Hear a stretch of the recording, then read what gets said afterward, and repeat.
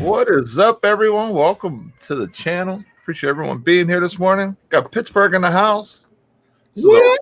It's a rare and familiar place we're at on the back in the morning. We're going to be busy on Saturday.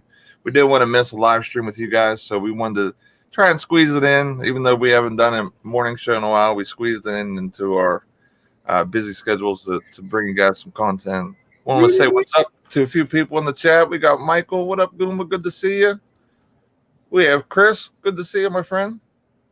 We got Deafness in the house. What is going on? I just got to give Chris props on that picture he got there. It's pretty dope. That was a nice photo. I love that picture. Definitely says, ends with all your slabs in the back. Slab City. You know what? Yeah.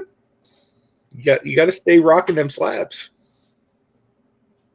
Goomba switched his other channel. He got his new channel going on with him and his son doing cards. Yep. Pretty cool. Definitely check them out, guys, if you haven't already. So what's been going on with you, Pittsburgh? How's any new exciting things going on with you? Oh man, I've been grinding, man. Just been hustling, trying to, get this channel to grow and, just trying to learn, just more and more about YouTube. So I've been grinding on that, and I've been getting my card hustle on. As you know, I've been trying to get as many cards graded with PSA as possible. And, we're also doing GMA submissions, which I'm getting ready to ship the next one on Monday. And we're in the bulk category. So, now I have the opportunity to pick and choose out of my cards which ones really should go to PSA and which shouldn't, because I don't have to originally I thought I was going to have to put in 40 or 50 to kind of get us over the hump. And there's just been, guys that have just really jumped in, and it's made, this whole process really easy. So I've been doing a whole lot of, the pre-grading process with the lights and the magnifying glasses and, searching over cards, pulling any that I think, might come back, under a 9, that type of stuff. So that's been taking up a good chunk of time. And dude, I've been trying to find cards too, man, with hoops just coming out yesterday, dude. I went to a few Walmarts yesterday and literally found nothing. You know what I mean? The closest thing to a sports card they had was some NASCAR, and your boy ain't really into the whole NASCAR scene. Yeah, for sure. Let's say what's up to Paul Gates. Picker. He says, look at this. These two showing off their slabs. We got a few of those. Yep. We got D Mr. Friday the 13th. Hello, appreciate you being here. Natasha Natter's in from England. What is up? Good to see you. What up? Appreciate you being here. Yeah, I just shipped off that express order for that Kobe I got from the show. So we'll see how fast PSA's express at $75 a card gets done or whatever. I'm hoping comes back in a month, so this way I can join in some of the Kobe madness. Yeah, definitely. Paul says that we're ballers, and he's lucky that we share our channels with him. Hey, Paul's the baller, man. Paul's the one who broadened our horizons. He was like, "Hey, here's a link. Click on this," and it was Deafness doing an auction. And I had no idea that the sports cards on YouTube had a community, a live presence like this until that day. So Paul opened up my horizon to a whole new world. So Paul's the real baller. Chris, I hope you're right, and my guesstimates are right. I'm hoping to get that back pretty quick. Mr. Friday 13 said, found one hanger at Target, NBA premium stock, and pulled 2 job purple discos. That is sick. Were they base, or was it one base, one tribute, or what variants were they? Either way, it's disgusting that you got 2 in one thing. That's awesome. Yeah, that's definitely one of the cards you want to hope for getting out of those NBA premium stocks, that's for sure. Yeah. I opened a hanger and I got 2 jaw tributes back to back, a base one and then a silver. I was all fired up. And then other than that, the other ones I opened weren't really that great. And I actually just filmed the first half of a video 2 days ago. I made a trade with my buddy. I had literally one hanger left, and he really wanted it, and he came at me with some Cavalier heat. So I ended up trading him the hanger plus a few singles, And I picked up some pretty nice stuff. I'll probably have a video of that out probably Monday or Tuesday, because I haven't picked up the cards from him yet. But I did rip his hanger on the channel, and he got some decent, nice hits out of it. Chris wants to know, it's first time here. Are you guys a sports card shop? We don't own a sports card shop. We just have tons and tons of sports cards. We do a lot of content of picking up certain players or letting you know about certain sets dropping, and just basically like a one-stop shop for all your great sports information to let you know what's going on or some ideas of players that we're picking up, so on and so forth. But I would love to have a store soon, where we've been talking about maybe even going to like getting into like there was a sports card thing at our local mall, like going there and setting up tables and stuff like that, because we have so much like liquid new and vintage stuff. Yeah, like not super. I don't have a lot of super vintage stuff, but I'm starting to get some different Kobe's and things like that. And with the modern, we just had so much like really good modern compared to like a lot of different people. Like maybe we didn't have like the $20 or $20,000 ions, but we had, all the stuff that, is pretty in reach for a lot of people that people are looking for. Definitely. Thanks, Chris. I appreciate you subbing to the channel. Appreciate that, man. And we also do auctions on Sundays too, man. So if you're ever in the market to pick up cards cheap, they always go way under eBay. You know what I mean? So definitely check that out if you get a chance. But yeah, there is a possibility, like when COVID was, I was gonna say when COVID ended, it's not really ended yet, especially here in Pennsylvania, but towards the end of our first shutdown, like our big shutdown where everybody was quarantined, a buddy of mine did get a storefront here in Pittsburgh. But like our businesses have been shut down several times since then. So I haven't really moved forward with it, but there is potential that, we could move forward and start, a actual storefront for our card business as well. Yeah. It was so cool just to walk around to the local LCSs, but with COVID being, the way it is, and and across the nation, a lot of shops don't have as many people walking through, so it's tough to have a storefront right now. That's for sure. Definitely. And that's the thing that's like really hard for me, because like with the stuff that we have, like the stuff that we're primarily holding and grabbing, it's mainly gradable liquid stuff. So the thing is, like, we could literally just walk into like any LCS and sell it, or post it on Facebook or eBay, and like the stuff is pretty liquid to where it moves pretty fast at a decent rate. So you know what I mean? Like to have to pay rent for the stuff that we're primarily moving, you know what I mean, would be probably not, behooving of us until we were like a larger operation. I want to say what's up to Philly Picker. Good to see you, my friend. What up, Joe? Oh, that's awesome, Chris.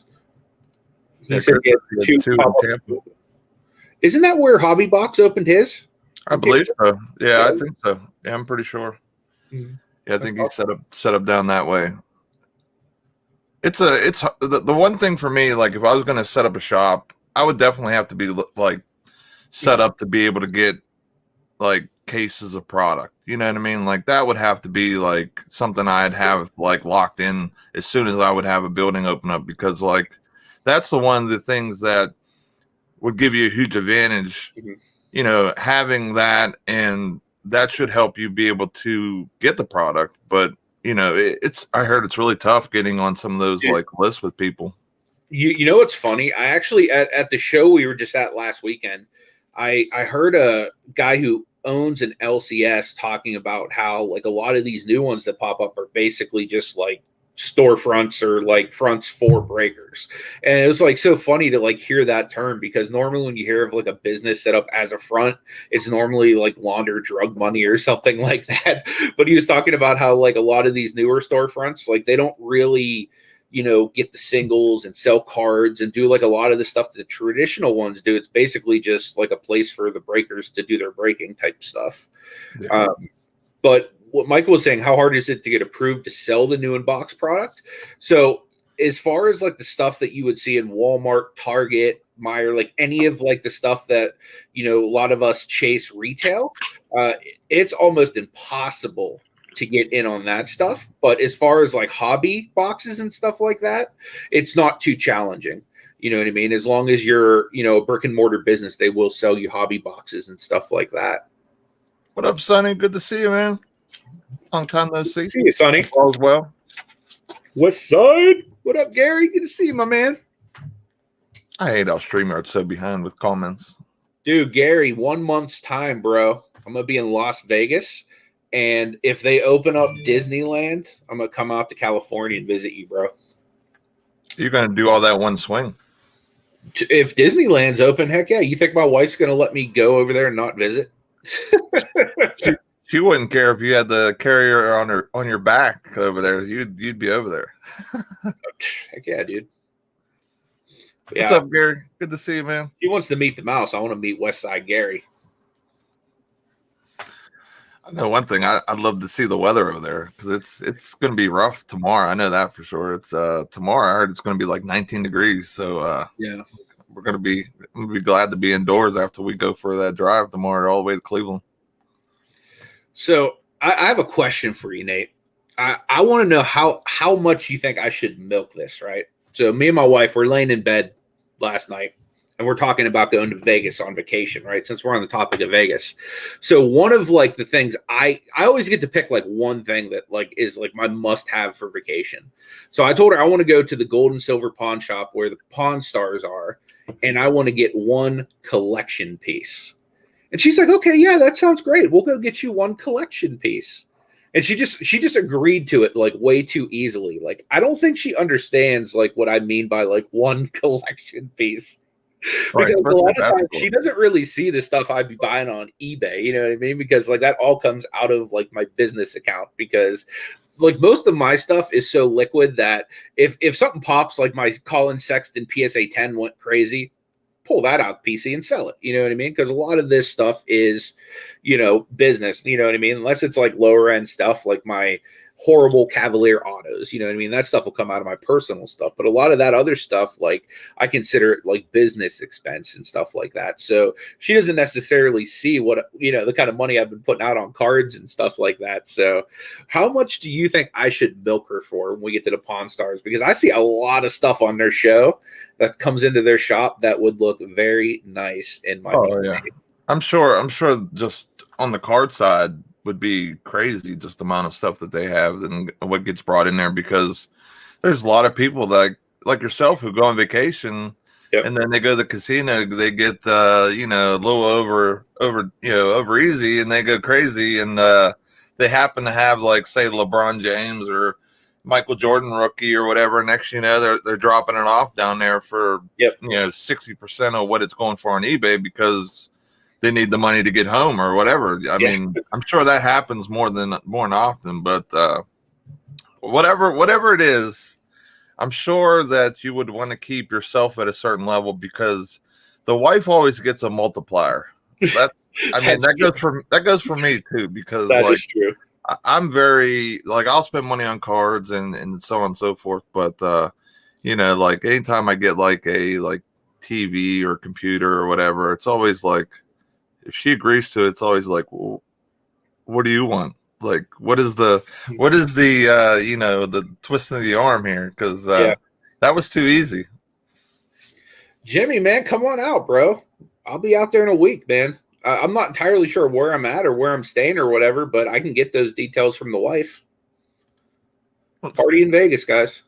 Westside Gary says it's weather's beautiful, sunny skies, 70 degrees. Man, I wish. Nice. Yeah.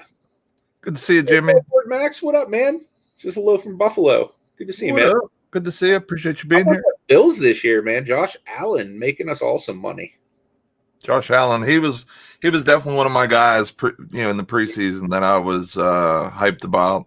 I kind of let it slip during our fantasy draft, and Dan Art Vandelay picked the quarterback before I did, but it ended up working out regardless. But dude, I'll tell you what, his team was the one team that scared me all year in both leagues. Like, and it's crazy because we both faced him in the championship game because we did 2 leagues last year, guys, through our morning show we used to have. And Nate ended up winning the one league, and I won the other league. And we both had to play Art Vandelay, and his team was just like a juggernaut the entire season. It was, definitely was. Because I think I played him early in the season. He like blew me out. Yep. And then I didn't lose any games on that team ever since that time. So I ended up going the rest of the year undefeated, thank goodness. Nice. He sent you, Mr. Friday 13 sent you pictures on Twitter of the Okay, cool. Let me pull up Twitter. Paul said rigged leagues, never that. It was totally 100% all legit. I was surprised there wasn't any trades or anything this year. Those are slick. Those are really nice. I'm going to show those to you, Nate. Let me just move the screen out. Over here.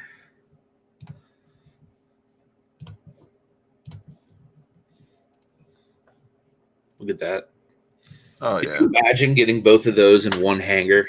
My God. I like the dunk one especially. Yeah, that one is slick. And then I'm pretty sure the variation one is just the one of him with like the regular hoops variation, I think. If I'm not mistaken. So I want to know, this is two-part question or one-part question to Pittsburgh and the chat. What do you guys think about what's going on in the vintage cards right now? Like a lot more room to grow? Is it going to be a overhype and possibly, you know, in the off season stuff will definitely drop? What do you guys think? Is it going to just keep going up, or is it going to just kind of sit there like it is right now? I think both, and personally, like I think some stuff is going to continue to be primo, but I think that it's going to cool off once, you know, Prism Optic Select drops, and a lot of people are going to be rushing back to like the, you know, very modern stuff. So, you know, just because they want to get all the new rookies in their jerseys in those key sets, you know, that are the investable ones. Hey, what's up, Craig? Good to see you, man. Landshark in the house. But yeah, I mean, I definitely don't ever see Jordan, Kobe, LeBron, you know, Chamberlain, Lou Alcindor, like any of that stuff not being hot, you know? So. Yeah, I think the vintage, it's almost like if you've missed the boat, you've missed the boat for the most part, I think. I've been looking at like the 2001 or 2000 like refractors of Kobe. Now they're not as rookies, of course, but you know, like anything tops chrome seems to be really popping off. So I've been looking at those. I picked up a 9 Kobe refractor of Mad Game for $305. It was a 9. So I'm excited to see like kind of how that kind of stuff kind of goes. Like, did I buy it in early? Because if not, because basically from that point on that purchase, I'm gonna kind of track, see what this other stuff in Topps Chrome is doing, like the special inserts and stuff, and see how good that stuff is. Because, you know, I don't want to dive too far ahead, and then next, you know, like I you know, I might have overpaid for something like that. You know what I mean? Yeah. What's going on, Frank? Good to see you. Good. Beans Ball Card Blog in here. Good to see you, man. He said he saw the tweet, so he came in to join. I appreciate you being here, dude. Definitely. Yeah, so as far as the vintage goes, man, like you said something there that's real key, and like it's something I've been thinking about for a while now. Like you said that if you've missed the boat on vintage, you've pretty much missed the boat. And that is true for a lot of these. Like, for example, like for me right now to go out and buy Michael Jordan's rookie card in any like high grade, that would not be possible because I ain't balling like that. Right. But like for me being just a regular dude, you know what I mean, with like regular to like lower income, you know, how does someone like me attain a card like that? You know what I mean? Because I don't feel that it's impossible. I just feel like instead of, you know, getting on the boat, you know, you almost need to kind of build an arc, you know what I mean? Where you kind of need to like work your way up to that massive card. You know what I mean? Kind of like we've been kind of seeing Sasha T do, where he's been buying and flipping and just kind of working his way up to bigger stuff. You know what I mean? So, and I kind of think eventually, like, both of us will eventually end up with an MJ. It's just a matter of time, but we're gonna have to do a lot of flipping to get there. Yeah, I would literally need to flip more than I've ever have, and eBay would make probably like a super ton of money off me doing it, because I've been putting up basically a lot of my Beckett slabs at first, because I just don't appreciate Beckett. You know what I mean? I just don't like what their response was to the fake slabs, and their prices aren't as good as PSA 2. So I put up a lot of my Beckett slabs on guys and stuff I'd probably keep or want to keep a little bit longer, but because of kind of the trends of what's going on, and seeing kind of how the modern right now is tanked, it's almost made me kind of want to forget the vintage stuff for right now, flip a lot of the stuff I do have and put it up even higher prices than what the comps are going for on auction. And I've sold stuff that I couldn't believe I got prices for. Like, I sold a Donovan Mitchell 9 base Prism rookie, and I couldn't believe that I got $200 for it whenever they're going in the low hundreds, easily at auction. Yep. So it made me want to try and just put up a lot of slabs, just put up a little bit higher price. If we have a good game, people will see a buy now and not want to go auction, and hopefully just buy it. And then this way I'll take that money and then throw it towards something like I did, like how I trade for that Kobe, or maybe buy another Kobe and then ship that off and just keep the process going, where I'm just going to be basically sending in a lot of express different things kind of to catch up in the market or whatever. Yeah, definitely. What's up, Chachi? Good to see you. See you, Chachi. Yeah, definitely. Mr. Friday the 13th makes a good point. He said it's crazy that vintage football is nowhere near where baseball and basketball is. Yeah, that's true. I mean, even like the football market, in my opinion, like it's not really seen that hype that basketball and football or baseball did. I feel like baseball, like it might have like the most avid fan base out of all of them, but I feel like basketball is just like the hottest right now. I agree. I definitely agree. I mean, like, out of that 1920 draft class, I mean, you almost can't miss, opening a pack of cards and pulling a rookie at this point. Mm-hmm. So like that stuff, like if you have that and it's unopened, I would keep holding on to that, because I mean, that draft class is so far just about as good as just about any. Well, not any. You can't match like a Jordan LeBron year, but I mean, it's pretty close. I mean, a lot of people are getting a lot of good play, and I can't believe like football hasn't really has sparked off, or even like I thought before the season started, if I grab some different like running backs in different positions like early, that kind of the fad and the value would come for those type of guys, but they don't. So I wonder if, like, with football, because it's such a high injury, high risk game, with so many injuries, and it's so violent that, it's hard to put like a super ton of money in a guy, and next he only plays 4, 5, 6 seasons. I mean, like, even for example, like Bud Dupree, like he blew his knee, he's going to contract year. What's going to happen with him in his career? And, and also his card prices. Like, he's not a top 10 defensive player, but he's a heck of an outside linebacker. You know what I mean? So, dude, even if he like leaves, he needs to become like a perennial all pro, because I got that pop 1 PSA 10 of his green top scrum. Beans ball card blog says, I think vintage football suffers a bit because so many don't think there's football prior to the Super Bowl. That might be true. A lot of people, they only watch the Super Bowl for commercials and just because of the one game. But I just don't understand how the market kind of soured in football for the most part. So I'm kind of glad I didn't do my full blown attack that I was going to do prior to the season, because I would have probably either lost money in fees on eBay because I would be trying to sell the same card for the same price, or I'd be out a lot of money depending on it, who the player was. So yeah, Yeah, I'm kind of with Michael too. Huddle card collection here. He says he thinks it's because football only promotes the QBs, and like honestly, that's the main reason I don't let myself collect anything but Steelers, because it's just like all of these guys that I love that are way better than like some of these like lower end crappy quarterbacks get no love in the hobby. You know what I mean? So Right. like when it comes to football, like I literally just collect the Steelers because that's my squad. And it's like I will buy and sell the other stuff and flip it. But you know what I mean? Like I just can't get into like collecting it heavy because of just the way the market is skewed. Paul makes a Paul makes a really good point. He says big time Yep. sellers don't sell on eBay. A good portion of private sales at shows and in connections.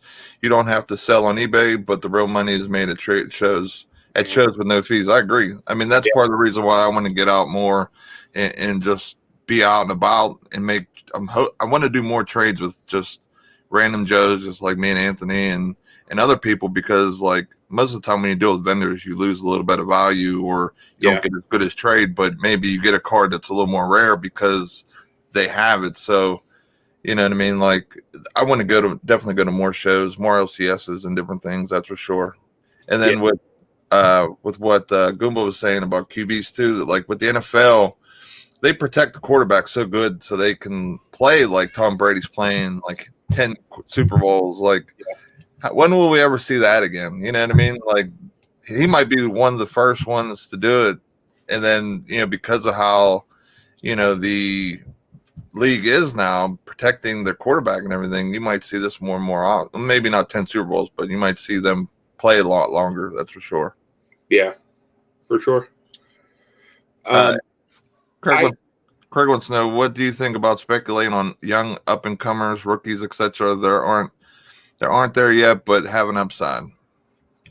I do that a lot. Like with any, and what I do typically is I'll watch a lot of basketball. So like I'll see what guys I think personally have a lot of potential.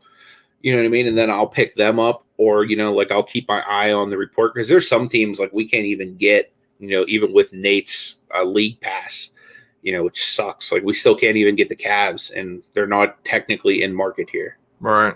So. I think it's a good thing, man, because the way especially basketball works right now, if these young players get any shine at all, their card prices go crazy and you can really make a nice little profit. So I don't hate grabbing up some of those younger guys that really haven't had their chance yet or anything like that. Just make sure you identify like the right guys, you know what I mean?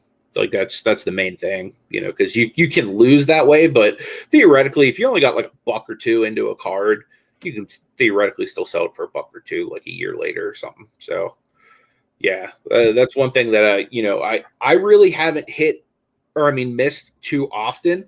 I'd say the one that I kind of missed a little bit on was Kevin Porter, but that's only because I went heavy with graded stuff. If I would have bought raw, it'd have been fine. But yeah, so that's a couple things to kind of think about.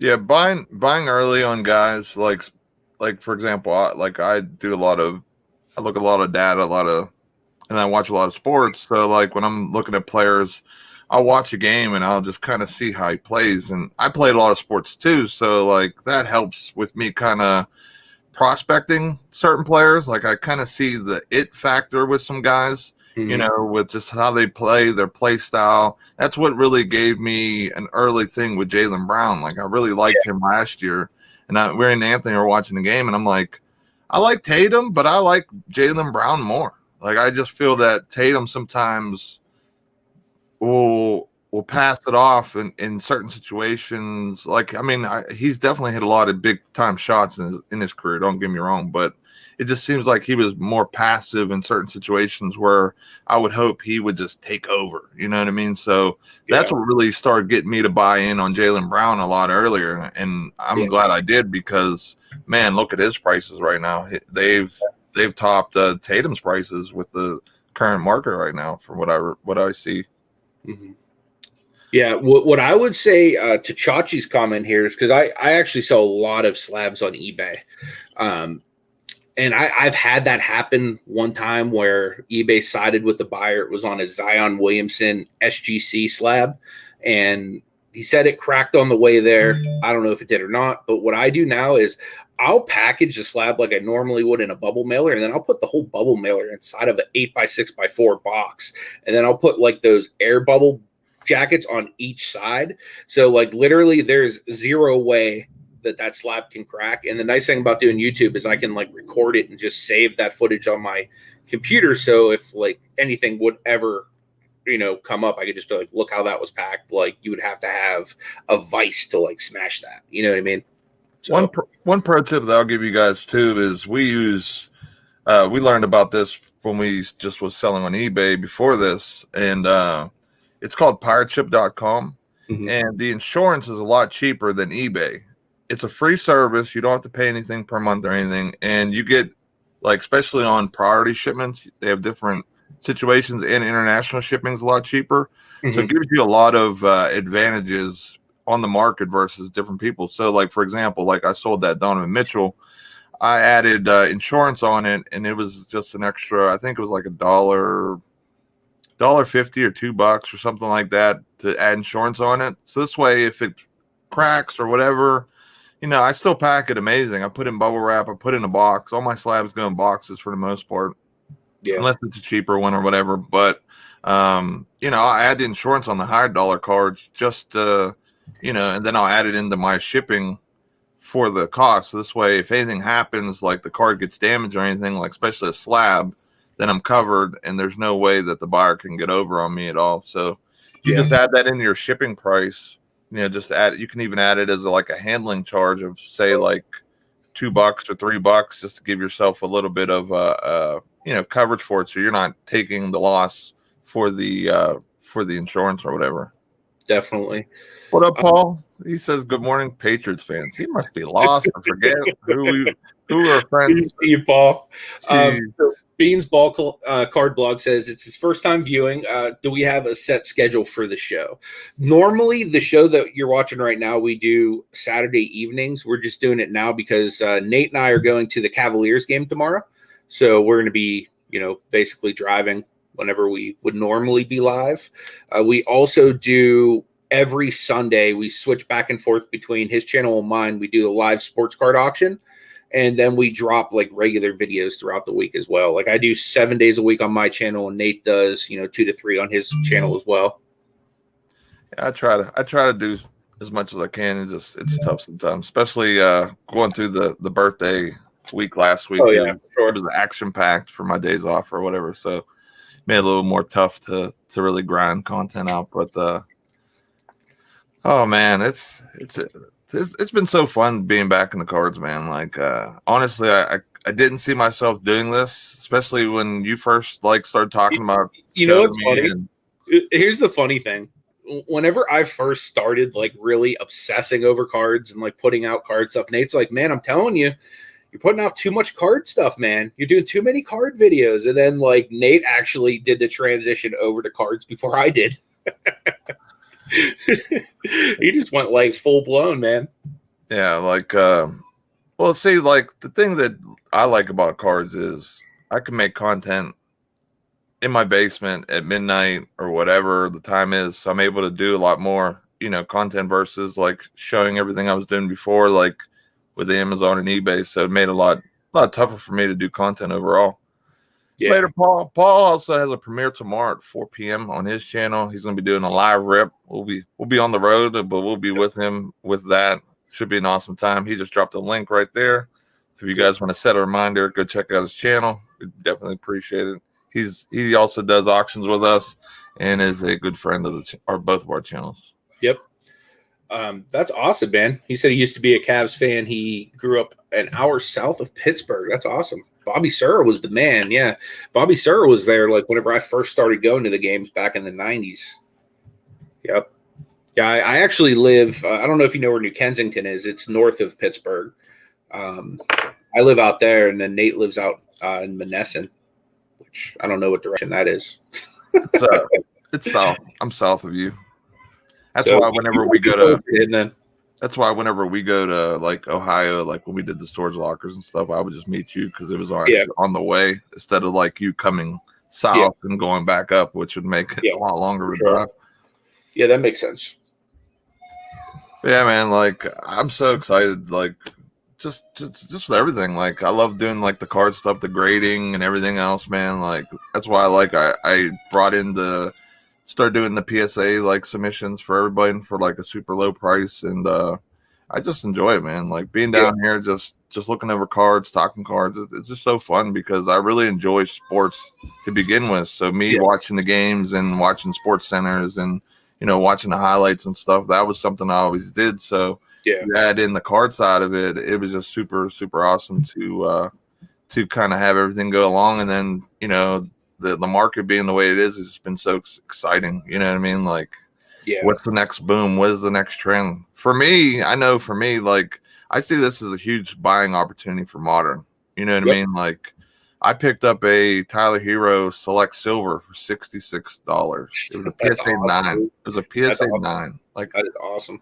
how can you lose with that unless obviously something happens with his career? But I mean, for Yeah. $66, if he would tank, I'd be okay with it because it's Yep. like it's not that $400 or $500 price tag that would actually hurt your bottom line or your pockets really bad. You know what I Yeah. mean? So Yeah.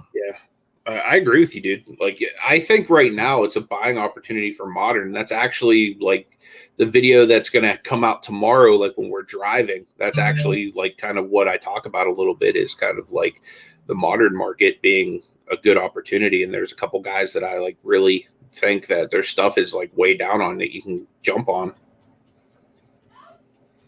Mr. Friday the 13th, I totally agree. He says in football, no rookie running backs get loved. People would rather collect QBs. That's why baseball, basketball are more valued because every position matters and can get hot at any time. And that is true. I mean, Definitely. you look at the center position just in basketball for the most part. Like, the Joel Embiids and the Jokers, they weren't getting that love because they were a center position. They weren't that guard, that flashy player. But Joker is a flashy player. I mean, he is a assist generating machine. He could shoot the three. He's Yep. not a defensive anchor on the defensive side, but he checks all the other boxes. So I was surprised his cards didn't get as much love right off the bat, especially how good they were playing in the bubble and in the playoffs last year too. So yeah, I'm glad to see his prices going up. Joel Embiid's playing lights out. Yep. I don't know what Doc Rivers did with him or whatever, or if he had to sit him down and give him you could dominate this game, like if you would actually like get in shape and put and let your natural ability take over, and that's kind of what happened. I mean, a lot of the stuff they did in free agency has definitely helped. Adding a Danny Green, even though he might be not the same Danny Green he was as a Spur or as a Raptor or even as a Laker early in the season last year, he's still a 3-and-D player, which is highly valued in the NBA. And then they had Seth Curry. I mean, it just makes a lot of sense for those pieces that they added for sure. So Cardboard Max makes a really good question here. But yeah, what Definite says is absolutely true there. He says, is there value in grading modern cards? Don't most come out of packs in mint condition? Are PSA 9s worth more than raw? Yes. PSA 9s are typically worth more than raw cards. So what I do on modern cards is like anything like, Zion, Ja, like any of the big names, Luca, Trey, and you can say the same in any of the other sports. Like I pull them and I look them over for, any kind of flaws or whatnot with a magnifying glass and with a light. And then anything that's PSA worthy, I send to Nate. Anything that's like a little bit lower end, like the score rookies, leaf rookies, prism draft picks, that kind of stuff, I just send to GMA just to get a quick turnaround and to flip it. But yeah, I mean, even if you get a 10, you get a substantial price jump on any of those cards. But even at a 9, you're still making money. So most of those I would say would probably come mint condition, but a lot of them you need to check because like I've opened cello packs lately with like corners that were completely bent. You know what I mean? Like I've opened up mosaics where the surfaces have scratches on them and like divots and stuff like that. So you definitely want to check on that because there's a lot of like errors that Panini overlooks in their quality control department. So Yeah, that kind of stuff, like especially surface damage, will really bring you down grade wise. So I would, as long as it looks clean, yeah, I would grade modern stuff. Yeah, it's almost pretty disappointing how the cards are like condition wise, to be honest. Because like you open up Mosaic and it's a base card, chances are it's going to have some type of scratch or issue on the surface, which it's a brand new card. It just came from the plant. It just came from the manufacturer. You just opened it and you open a card and it's like a jaw and it's a variation base and it's like one of the best cards you can get. And then next it's like scratch and then or you'll see that the outline is off centered or on Prism you'll see it's not centered. And so I mean you have to take a lot of all that stuff into consideration too.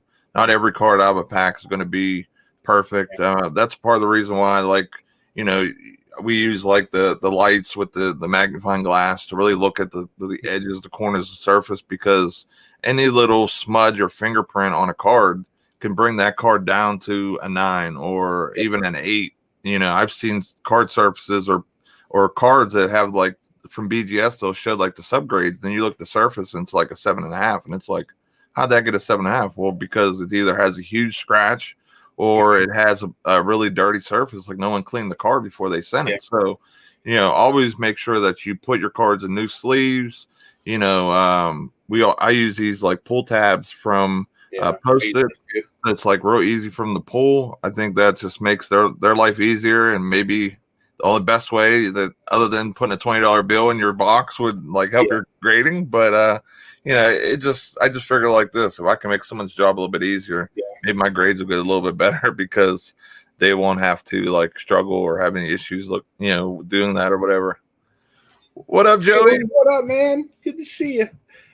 It's our favorite mailman. We got Michael in the house. He says, what do you guys think of Star Stocks? Things sell for above market. It's almost like basically buying in the stock market on Star Stock for the most part. Like you see card prices just go crazy. And it's something I've thought about maybe getting into, especially if I get the amount of product that I hope to get soon, especially with Prism coming out and stuff like that. Sending in certain rookies and things like that where I'm able to just set the price and they hold it and deal with it, so. I think the only reason I'm not using Star Stock yet is because I've been pulling a lot of the cards out of like my box to send to them, to like send to GMA or to send to, PSA or to even put up in the auctions on Sundays. So that's like the main reason I'm not there yet, but I really need to get over there like ASAP. So Goomba has a good question. He says, with all the cards going to PSA, the potential for flooding the market on higher grades is there. This can hurt the long-term value. Maybe on the base stuff, you know what I mean? Like that's typically why I don't buy a lot of like base rookies or anything like that unless I'm priced totally out of the situation. I'm just happy to get a rookie of like, say, Luca or somebody like that. But I usually buy a variation, and if you look at the pop reports on the variations, they're a lot lower. So, for example, last time I looked at Luca, he had 20,000 cards graded or 24,000 graded or something like that, which is a lot of cards. But if you look at his, like, say, his red, white, and blue, he only has 1,000 of those cards graded. So it brings it down a tremendous amount, which in turn should protect your investment or, your 401k type guys that you are buying.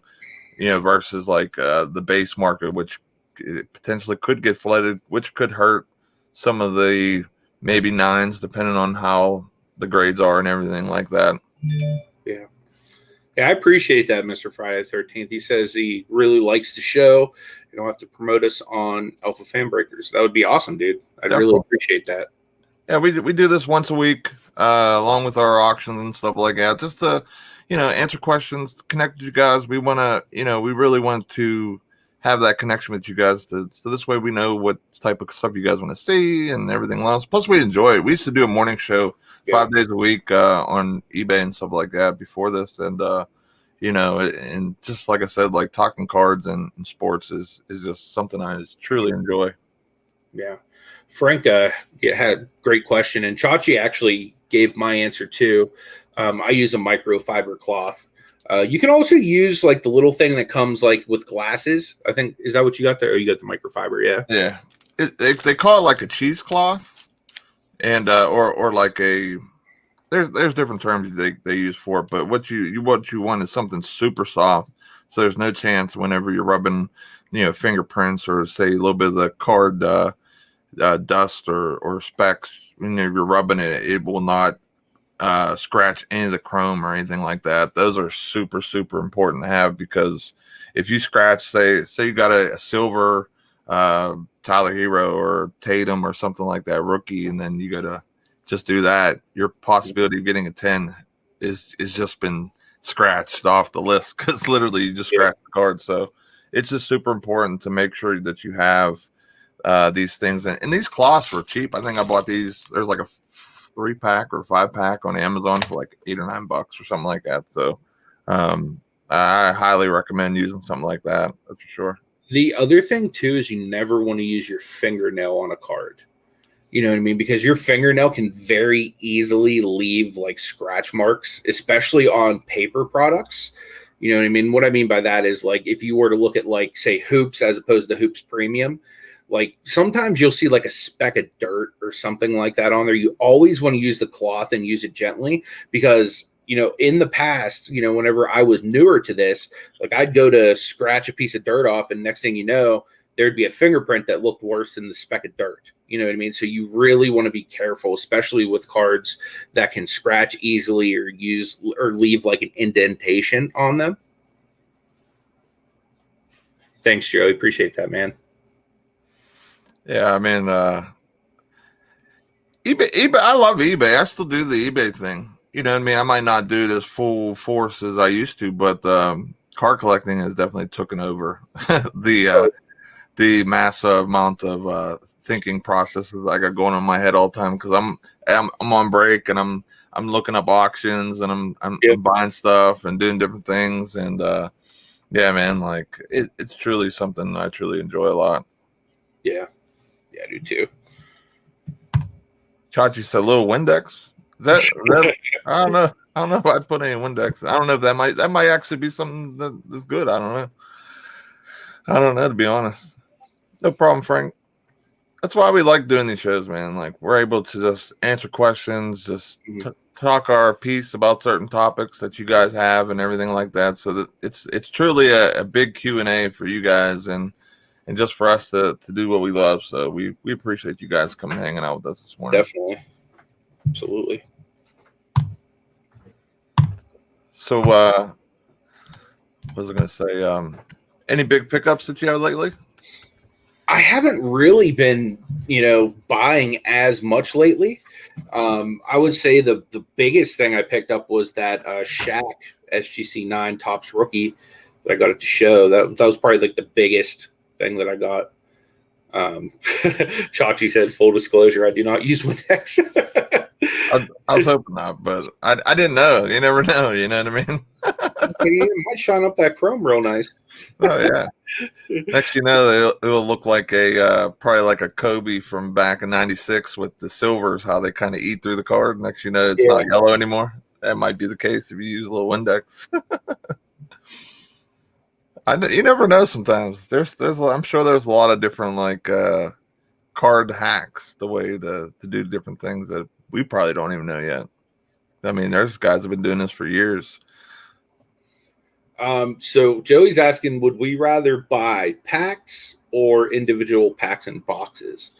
For me, if I can get it at retail, I'd rather just get the retail stuff. As far as like anything like hobby related, I will probably get some this year, like full transparency, just open on YouTube. But Select's really like the only hobby that I like definitely always invest in, just because I love that set. Or do you mean like individual cards?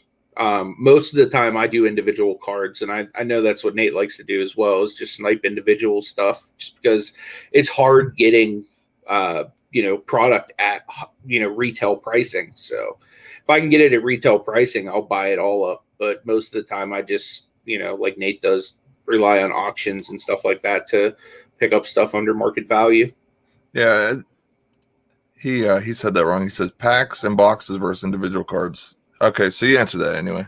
Yeah, I've built literally my collection, I'd say 95% of it maybe even more of that is eBay auctions. I've definitely done, different breaks and stuff like that, especially at the beginning. Um, but sometimes depending on how they do it, like I like buying in on like the random teams, or if they do like a tier thing where and then they'll randomize. I like doing that for the most part. I really don't like buying, say, like, and there's nothing wrong with doing this, but what I mean, they'll put, say, like 30 teams and then you bid on each team. I rather have the random luck of hopefully getting, like, say, like last year's Pelicans or like the Grizzly versus, paying $200 a spot. So you might get more overall. But I personally can only do the eBay individuals for the most part, just because, like Anthony said, like retail is so hard for me and I work a full-time job. So I'm not able to go and hunt as much as nearly as I want to do, that's for sure. But with like star stock and different things like that, it gives you more ways to make your money back if, say, certain packs aren't as good or whatever. So there's a lot of different things in the market that you can use to kind of use your business model too. Because I mean, honestly, that the only way you're going to get some of these huge cards like the autos or like the disco prisms and stuff is if you open it yourself, unless you get lucky and get one of those like random breaks that I do. Yeah. So Michael had a good question. Do we do breaks? I do breaks, not as much as I did, when there was hotter product out. Normally, like I'll go heavy on breaks, like for the Prism, Optic, Select, that kind of stuff. I even went kind of heavy on it for Mosaic this past year, just because like the craze was like out there for Mosaic during the pandemic. So, so I buy in a lot of that stuff. I don't do a whole lot of like breaks now. Like I will if I would like want to support a breaker or something like that. But I mean, the money's just not there. Like I do a lot of Cavalier and Steeler breaks just because I like to collect like every variant of those players.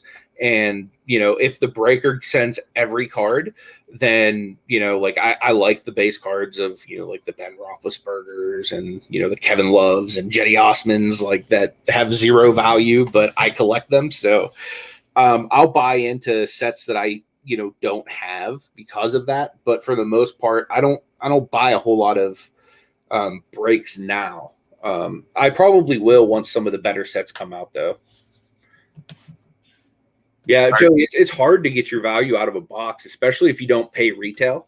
Sometimes it's hard to even get retail value out of your boxes. You know what I mean? And if you're paying, the eBay prices, it's almost impossible unless you're hitting Zion or Ja. And that's the other thing about breaks that's difficult. Like on these breaks where you pick a team and it's like bid on a team, you have to hit multiple like Zions and Jaws to even like make the price that you paid to get into that break for the Pelicans worth it. And then like my luck, I end up coming away with like Nicolo Melli. You know what I mean? Like I have like every variant of this 28-year-old rookie from God knows where, rather than like the Zion that I'm trying to buy in for. Exactly. I agree, Michael. Same thing with like Pittsburgh was saying. Sometimes you're just better off buying the singles. Yep. You get exactly what you want, even though maybe you could hit multiples, maybe you hit that auto or whatever. That's part of the reason why if it is a break, if it's a random, I'll do it just because I like the random chance of possibly maybe I get the worst team, but maybe I get their best player and it's an auto something. You know what I mean? So I rather let it have a totally random chance of getting the best team, the worst team, middle team, and let my luck be its luck. You know what I mean? Yeah. Like, I mean, I bought in on a few of those too. Like one time I hit the Pels and it was like, man, this is the greatest decision I've ever made. And then I did it 2 other times and I got the Thunder and then I got the Magic and I was like, oh, this sucks. But yeah, I mean, no other time can you spend like X amount and get like the team though. You know what I mean? So like, yeah, I definitely prefer those type of breaks. Unless, like, for example, like this past year, I could just buy the Cavaliers and like all of them, and they're decently priced compared to like some of the bigger teams. So I like those kind of breaks for that purpose. But yeah, I agree with you. What's up, Joseph? Good to see you. Frank he has a good question. He says, if you have a card that you love, but the condition is not the best, would you send to PSA to get it encapsulated so no further damage can be done? Or do you think it's a waste of money? Honestly, it just depends on the card, who it is, and stuff like that. Now, like with the older vintage stuff, like I'm talking 80, I would say even like 80s and back. Like, even if it's not the most perfect card, say it can get a 6 or a 5, depending on who that player is, it might be worth it to send to PSA. But if it's a card that there's totally the value is like little to none, or you just love that player, then I would send to like GMA where it's cheaper to get it encapsulated and just do it like that, because you're not going to have to wait so long to get it back, and it's a lot cheaper than PSA. Yep. Especially if it's like a PC card, you know what I mean? Like Anthony will do that with some of his stuff that, maybe there's not a lot of value, but he just loves the guy or whatever. And that's totally understandable. Like he slabbed his wrestling card, which I think is awesome. You know what I mean? Like that is a one of him, like, or maybe there's more than one. I don't know. But you know what I mean? It's just cool to have that slabbed and have it as like a piece that you can put on a bookshelf or in your office or whatever, and it's just a nice piece. But I would definitely, if there's a player that you like and you're just looking to get it slabbed, but the value probably isn't there to get to say PSA, then I would do GMA for sure. And I don't see there's nothing wrong with it. I don't think it's a waste of money. If it's something you enjoy, you love, a player that you appreciate, you can never lose money, or it's never a waste of money in my eyes. Yeah, I agree. Yeah, I've found, like, as far as like buying cards, like at least on like platforms like YouTube, Instagram, Twitter, like any of that stuff, like it's always better, at least in my opinion. Like, in some of you might disagree, but single cards or like lots of cards, you always get a little bit better of a value. Like I said, whenever I first found Deafness in the community that does auctions and stuff, like, man, like you get cards way under eBay. You know what I mean? When I first started buying cards through the auctions, like, I'm not going to lie, there was a lot of cards I would buy, and like I would keep the ones I want for myself, and I would put the other ones right back on eBay, and it's like I'm getting free cards. Right. You know what I mean? So like there's a lot of value to, looking into cards online in different places, you know what I mean? Especially like places where it's just guys like, for example, like Deafness or me, Nate, and Paul, where we're just trying to get rid of the stuff we don't PC so that we can just get more of the stuff we do. You know what I mean? And you'll always find more value where guys are just trying to pass on value to someone else rather than trying to get top dollar, At least that's my opinion. Friday 13 said that what is hard for me on the east side of PA, no LCS, no retail, never any card shows. In the 80s and 90s, we had 4 shops, and now it's nothing. So I purchased all online. It's killer for us. There's actually a big card show in Philly. I can't remember when it is, but it was on. Okay. All right. So let's see. Actually, there's one in Johnstown. I think Johnstown might be the one you're thinking of. Galleria in Johnstown, February 12th and 13th. No, there was one in Philly. Like in Philly, it was supposed to be like the biggest card show. It was on that one link that Paul sent us that one time. Gotcha. Okay. Where we're thinking about going. Yeah, because everything was on that side. Yeah. Gotcha. It was like basically like middle of the state, east. So there was a lot of stuff. I'll have to look and see if I can find that link. And I'll send it to you on Twitter. I'll Pittsburgh send it to you on Twitter, and we'll help you out, try and find some shows. But definitely look up online, just type in sports card shows, and I bet you there's a little more than you think, honestly. Because I know when I was looking, I was like, man, like I can't find anything our side, and the next we found a whole bunch. So they're out there. They're just almost like secret society. Like you have to dig a little harder. Yeah, Tom, we do cross grade. Not like a whole lot, but yeah, I've picked up some GMA slabs and some SGC slabs just because they're very undervalued, especially the GMA stuff. As somebody who does send to GMA just to, get the quick flip on a lot of sets, I see that they grade stuff fairly. And I actually sent over a PSA 9 to them in my last submission, and it came back a GMA 9. So like I wanted to get kind of that test before I actually put some of my money into buying some of their product online. So I do, you know what I mean? Like I will pick up stuff like that to crack and resub. And normally when I do that, I send all of that stuff to Nate because he does PSA submissions on his channel. So he actually is really good at double checking stuff for me too, which is really nice because I've saved some money, just having him pull a few stuff out of submissions that would come back less than a 9. Yeah. But yeah, there's value out there, man, to do cross subs. Like, I don't know if you've ever heard of Sasha T. He has a growing card channel, and he does that, quite a bit where he'll buy, BGS slabs, crack them, resub to PSA, and get bigger value. Yeah, a lot of the like BGS, SGC, like you said, GMA, you know what I mean? Like if you're going after high dollar stuff and you don't want to take a risk as much, I would go BGS, the crossover, get like a 9.5. Make sure and look at the subgrades because if it's just a surface, maybe had a little bit of an issue. It might be it just needed cleaning versus it was scratched. So if it's something like that, you just crack it, clean it, resubmit it. You should have a lot easier time getting a 10 than say something that had like edgeware 8.5 or something. So make sure to just look at the grades because if it's something where it's like a whitening or something is the issue, then it might not cross over as good. Yeah, I agree.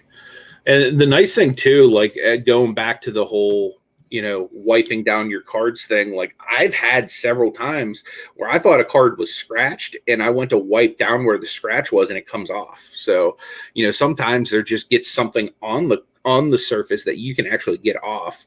But like I said, just be careful not to use your fingernails because it can really damage the card worse than whatever's on there. Definitely. Michael says, do you guys have any opinions of the NBA Top Shot? It seems very controversial, and I heard people have extreme feelings about it in different ways. I personally, I'm not a fan of it. In this day and age of stuff getting ripped in different things, like just like footage, and I don't know, it just seems like a lot different of a situation versus like buying a card, you know what I mean? Where I own this card, it's mine. Like what can I do with that footage? Am I allowed to do anything I want with it, or like, I don't know a lot about it, but it seems cool, but I just don't think it's for me. You know what I mean? Yeah, I feel the same way, man. Like, because honestly, for me, it's like I'm worried it's a fad. You know what I mean? Like, for example, like now with a lot of these video game consoles moving to like discless gaming. You know what I mean? Like, what's going to happen? Like, when you no longer like want that system and you go to trade it in, it's like you just traded in 100 games that you're getting zero value for now. You know what I mean? So I'm wondering if like maybe Top Shot becomes like less popular. Maybe 5 years from now or however long. Like, you might have right now, like say $100,000 worth of stuff in there. Is it going to be worth $1,000 10 years from now? I don't know. You know what I mean? Like. That's my fear. You know what I mean? Especially since it's brand new. Like, it's brand new. You could be getting down on the ground floor of like the next big thing. Like, I could be completely wrong. Top Shot could be like, we could be like, oh, who cares about this stuff? Let's just get rid of that and go over to Top Shot. Like, this inconvenient having to lug this stuff around, which I don't think it will be because I think collectors like to have physical things they can hold in their hands. And, for me, I like the idea that once I'm done with this item, I can then sell it and get some money back. Whereas like on that, yeah, you could probably still sell it, but if the value's way down, then you really can't. You know what I mean? Like, or at least for what you have into it. So That's my fear with Top Shot. But then again, I've never used Top Shot. So like, this is just an outsider's perspective. Like, so, somebody who has used it might have a different perspective than me, but it's just something that I'm not into. You know what I mean? Like, if Top Shot were to be like, hey, Anthony, here's like a free, Colin Sexton something. If you try our service, I would try it. You know what I mean? But I don't know that like I would get into it, but I would definitely give it a shot. Yeah. My best advice probably would, if you have the money to try it, try just a little bit of it, flip some of it and break even. And then maybe keep it at that pace where you're just kind of, flipping it, breaking even, and then whatever you have left over is your profit. So if it goes down to zero, then you didn't lose anything. You know what I mean? Or if you scored, then you super scored because you didn't have it. It's basically free stuff that you have. Yeah, so. Definitely.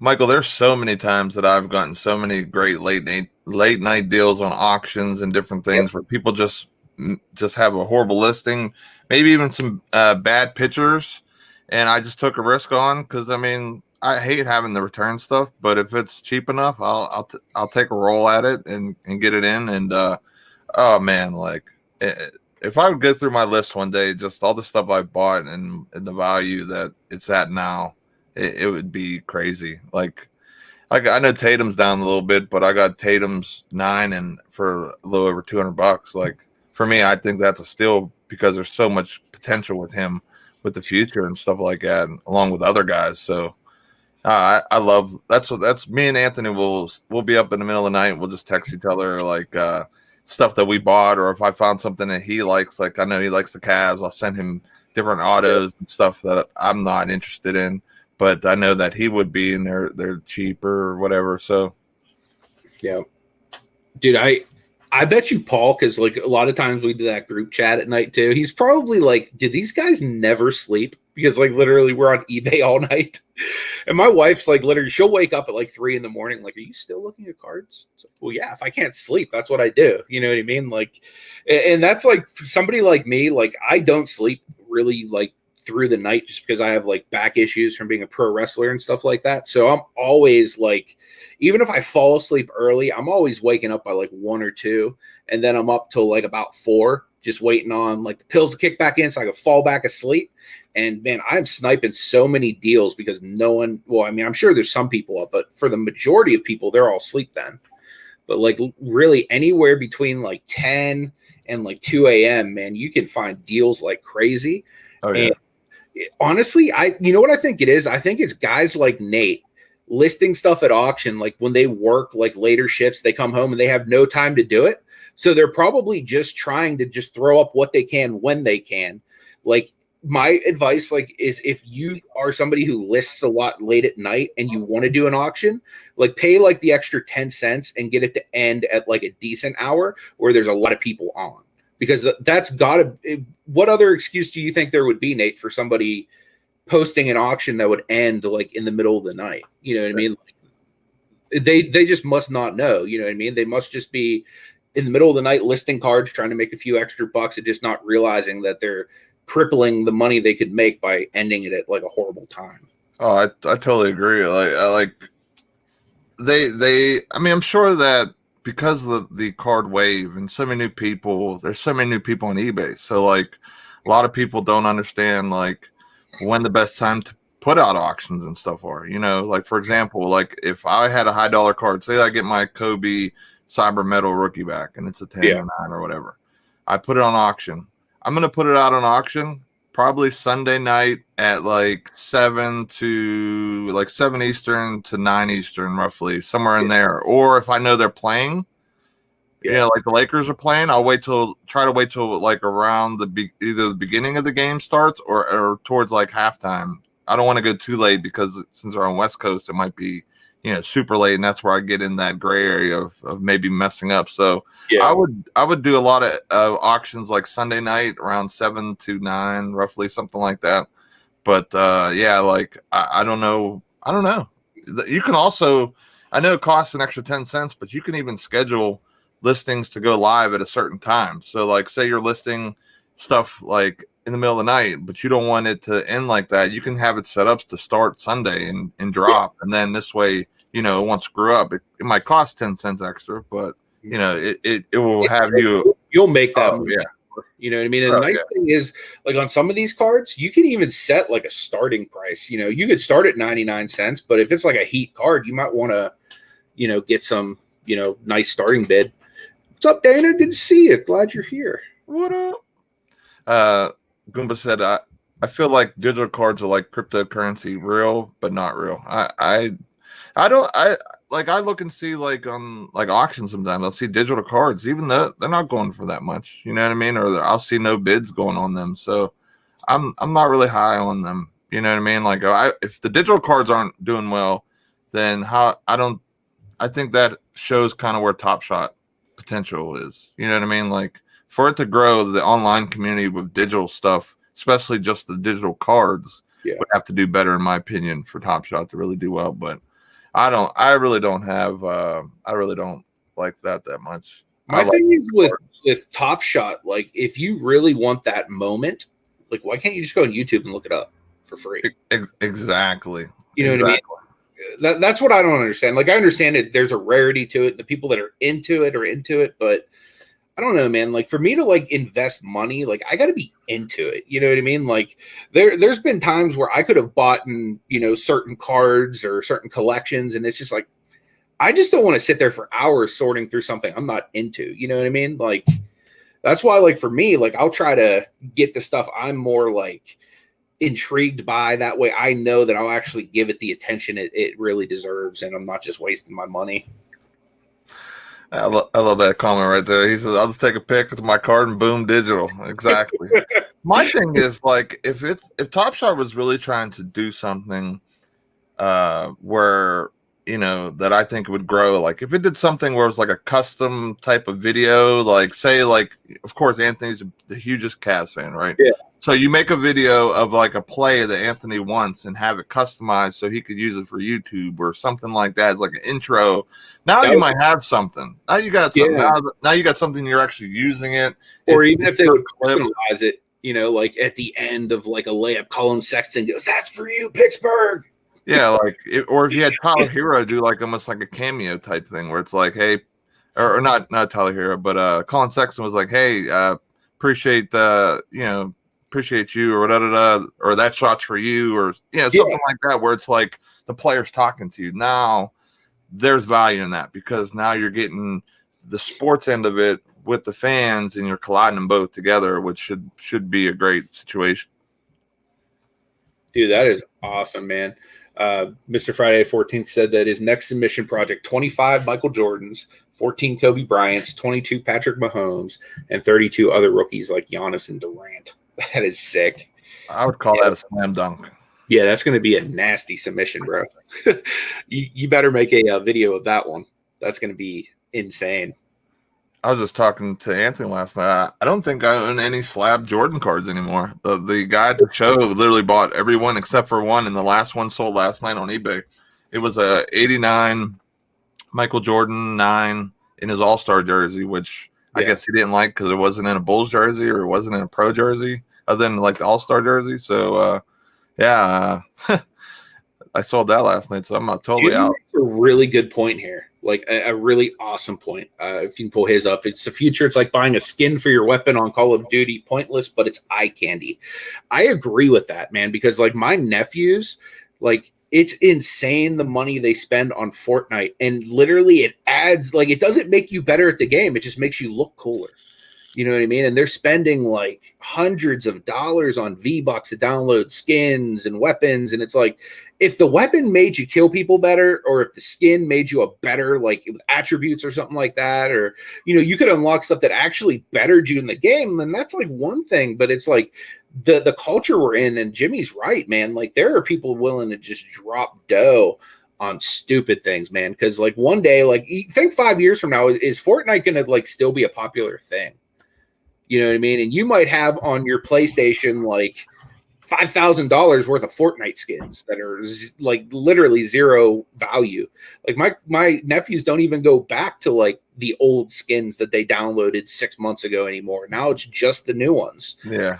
So like I could definitely see this generation growing up like loving to just blow money on like pointless things that have like value for a second and then fade. You know what I mean? It's like gum. Really, right? Like when you first start chewing it, it tastes good and it's flavorful. And then like after a minute, it's like, this sucks. I'm gonna spit it out. You know what I mean? Like that's what I'm worried is gonna happen. I used to play a game that was very similar to Fortnite. It was called Smite. It was free for Xbox to download, which was great. So I got a free game. All my friends played. Every night after work, we'd play. And it was like a mass multiplayer, like almost like an arena type game where you go after people and you shoot people. So I used to buy skins for that game, and it's basically just to be flashy and just look awesome, kind of customize your guy. But like you guys were saying, it doesn't help me kill people better or get more points or anything like that. It just basically just makes me look better. And then like you said, like now I don't even play the game, and I have like $500 invested in that account, and then I sold my Xbox because I think it was for regular Xbox, and I don't even have it anymore. So that person just gained basically a free account with that on it that bought my Xbox because I don't even play it anymore. Dude, that's what sucks, man. Whenever I got rid of my Xbox, because I sold it because, obviously the new ones were coming out, I had so much like downloaded content on it just because I had the Xbox Live Game Pass. So you get like free games every month. I had like 247 games on that Xbox. And literally, like, I just kept like the little hard drive because I was like, well, at least I'll sell the hard drive separately. You know what I mean? Because it has like 200 some games on it. It added no value to its resale value or nothing. You know what I mean? Like, it's insane, man, because even for them to access my games, they have to like log into my like account. You know what I mean? Because then it wouldn't be active for them unless they had my Xbox Live account or whatever. So literally, it's like the games are like I own 247 games, but now I literally own none because I can't play one of them. Definitely. Nor get the person with my Xbox. Goomba hit the nail on the head. I think digital is equals the millennial way. It might be. You know what I mean? That's kind of the situation we're in for the most part. All right, guys. I think we're gonna close it up here. I appreciate each and every one of you for hanging out with us. Pittsburgh has a premiere coming out at 12 o'clock. Oops. If you guys want to come over and hang out with us, it's a quick video. I think it's only like 8 or 9 minutes, but we're going to look at the brand new Donruss set that's coming out in 3 weeks, just to give you guys a little sneak peek of what you can expect and what to look out for. Now, Donruss normally is one of the better paper sets that come out every year because they got that famous and iconic rated rookie on there. So definitely you guys want to check that out. And if you haven't already, guys, do me a favor. Could you subscribe to Nate's channel? Because he's on that road to 2,000, and I am too, actually. So if you want to come over and subscribe to mine. And we've both committed to doing this thing called Slabs or Cash. So when we reach 2,000 subscribers, we're going to give you guys the ability to choose between our graded cards or our cold hard cash.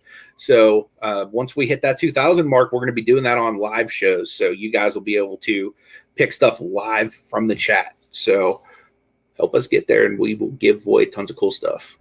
And also on Sunday on Pittsburgh channel, we're going to be doing the auction. So you might as well just slide over there. Make sure you subscribe to Pittsburgh so you could be set up and be there for our auctions. Because we're going to have a lot of cool stuff. I know that we'll be coming back from Cleveland. We might even have some brand new stuff to show you guys that we'll be hopefully going to acquire on the way there. So stay tuned, and we will see you guys later. Have a fantastic day. Peace.